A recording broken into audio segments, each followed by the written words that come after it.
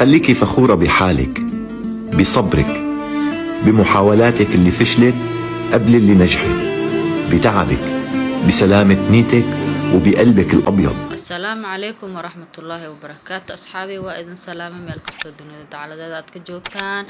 أصحابي وجيدان maanta waxaan joogaa moolka weyn shopping ayaa rabnaa waan ka cunteynaa أصحابي la socosho wanaagsan dhammaantiin meel kastoo aad joogtaan aad iyo aad ayaan ka mahadcelinayaa fiidiyoyaashada saa u fiirsanaysiin like share-ka commentiga أصحابي ha waxbaha ka reebanina isii share gareeya waad ku mahadsantihiin fiidiyogan fiidiyowga kala xigo